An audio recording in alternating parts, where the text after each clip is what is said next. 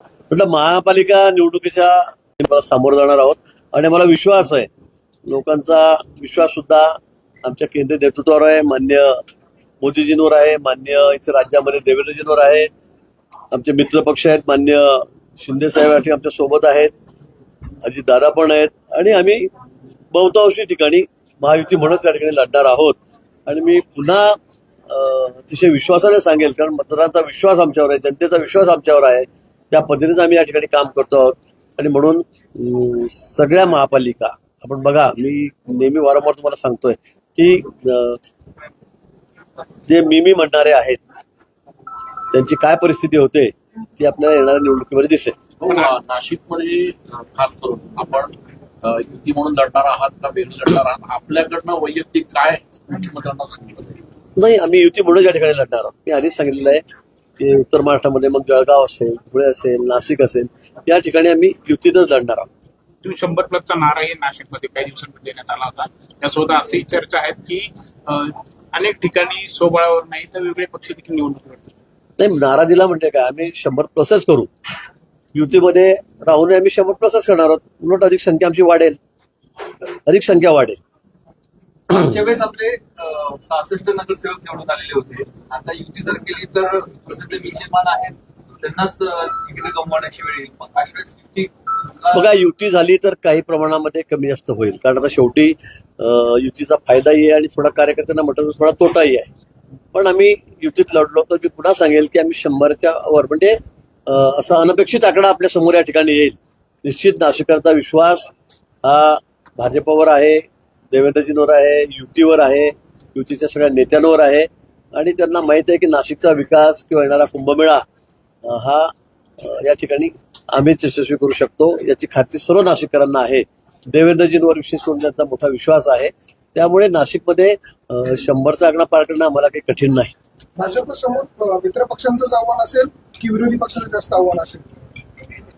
आता मी सांगितलं 100च्या वर. जर आम्ही 125-22 ज्या काही सीट असतील त्यात जर आम्ही 100च्या वर निवडून येणार आहोत तर यात काय कोणाचं आव्हान आहे कोणाचं नाही आहे त्याचं काही मला चिंता नाही. मी सांगेल पुन्हा की नाशिककरांचा विश्वास, जनतेचा विश्वास आमच्यावरच आहे.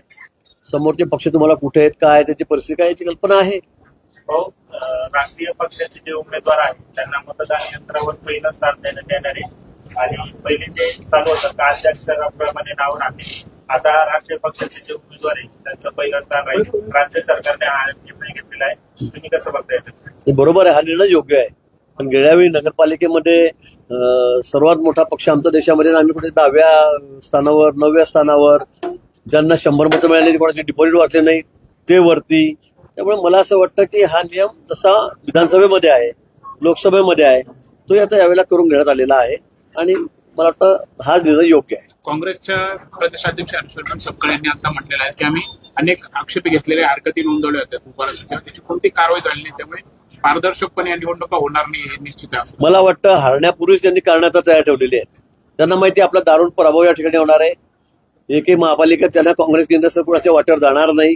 आणि त्यामुळे आता मग सांगायचं काय, मग ते सांगते त्यावेळेला आम्ही म्हटलं होतं की निवडणुका पारदर्शक झाल्या नाही, दुबार नावं काढली नाही, तुम्ही यंत्रामध्ये बदल झाला, त्याच्यामध्ये काहीतरी त्यांनी घोळ केलेला आहे, तुम्ही बॅलेट पेपरवर मतदान घ्यायला पाहिजे होतं. हे सगळी कारणं त्यांची तयार आहेत आणि त्यासाठी मुद्दाम ते आता ग्राउंड तयार करतायत. जयंत पाटील साहेब यांनी असा प्रश्न उपस्थित केलाय की कुंभमेळ्यासाठी झाडं काढतायत, जागा जी घेत आहेत कोणासाठी घेत आहेत असा प्रश्न उपस्थित. कोणती जागा घेतायत, कुठे काय, त्यांना माहिती आहे का काय कुंभमेळ्यामध्ये काय चाललंय, कुठे झाडं लावतायत, कोणती झाडं काढतायत, त्यांना कल्पना तरी आहे का? उगाच काहीतरी कोणीतरी 50,000 झाडं सांगा, आम्ही CSR मधून त्या ठिकाणी लोकांना उपलब्ध करून देऊ.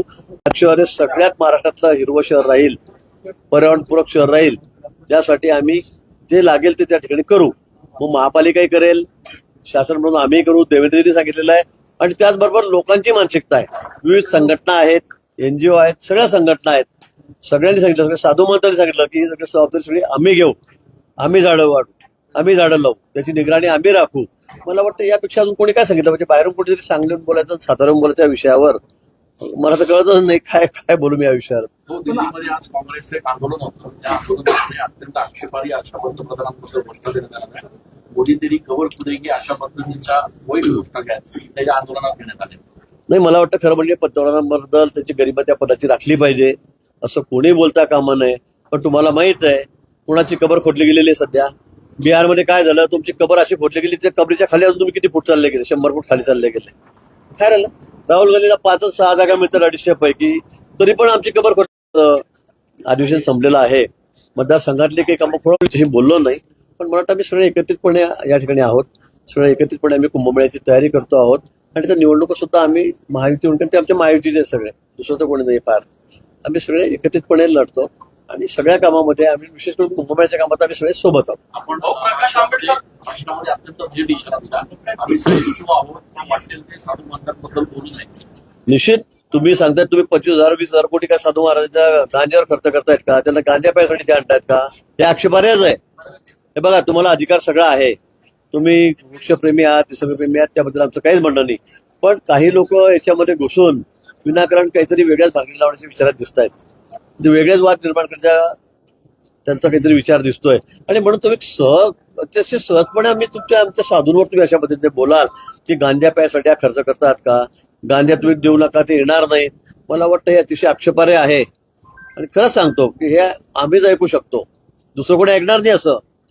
आणि म्हणून माझं सगळं त्यांनाही सांगणं आहे की या पुढे असे स्टेटमेंट करू नका, आम्ही काय तुमचं सगळं ऐकून घेऊ.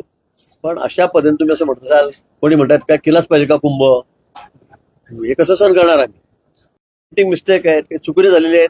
काही काही ठिकाणी लोक 2-2 ठिकाणी फॉर्म भरतात, या गावाला भरतात, त्या गावाला भरतात, त्यात कोणाची चूक आहे. पण या ठिकाणी त्यामुळेच आम्ही निवडणुका जिंकतो असा आभास त्या ठिकाणी निर्माण केला जातोय, तो अतिशय सपशेल खोटा आहे. आणि म्हणून जनतेच्या दरबारामध्ये तुम्हाला कुठे नाही, तुमचे कुठले कामं नाही, तुमच्याकडे सत्ता असताना आलं तुम्ही घराच्या बाहेर पडले नाही, तुम्हाला काय लोक एक्सेप्ट करतील. पण आता खापर फक्त निवडणूक आयोगावर फोडायचं, कोर्टावर फोडायचं, हा प्रकार त्यांचा तर सर्वात चाललेला आहे. कारण त्यांना स्वतः हार समोर दिसते, पराभव समोर दिसतोय. भाऊ, आपण वृक्षारोपणाच्या संदर्भात आज उद्घाटन केलंय.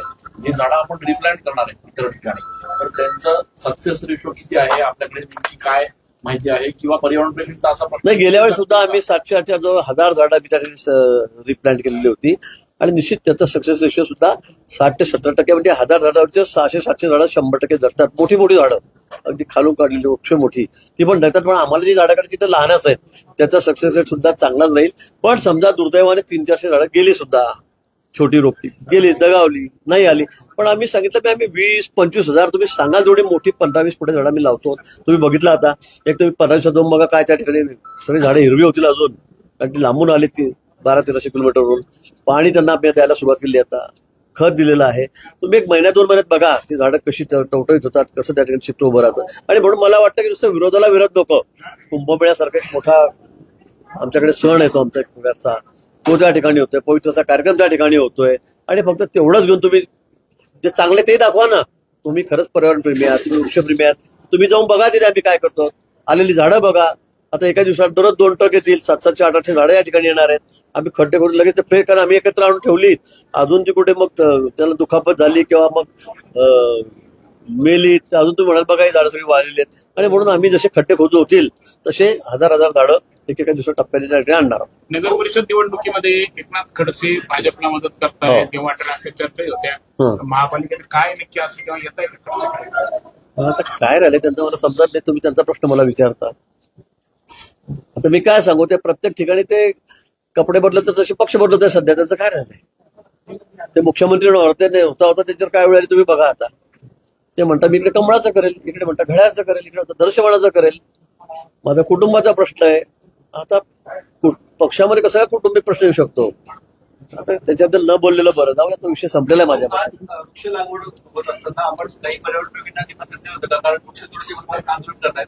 आज नाशिक हिरवगार करण्याची वृक्ष लागवड होते, अशा वेळेस फारसे पर्यावरण प्रेमी दिसले नाही. आपण मी सगळ्यांना निमंत्रण दिलं होतं. आम्ही शासनातर्फे सुद्धा आम्ही माझ्या वैयक्तिक माझ्या पीना सांगून सगळ्यांना आमंत्रित केलं होतं की आपण या, आपणही बघा. पण काही लोकांना त्याच्यामध्ये त्याचा हेतू शुद्ध नाहीये. अन्यथा एवढी झाडं आल्यावर ते बघायला तरी आले असते ना, मग काय करतायत काय नाही, हे आमचं चुकतंय, बरोबर आहे. आम्ही त्याने सांगितलं तुम्ही सूचना द्या अजून, त्यात काय आमचं चुकतंय का, बरोबर आहे का, तरी यायला पाहिजे. पण बरेच जण त्यातले जे रोज तोंड सुख घेतात सगळे साधू महंतांवर, आमच्या धर्मावर, ते कोणी त्या ठिकाणी आलेलं नाही.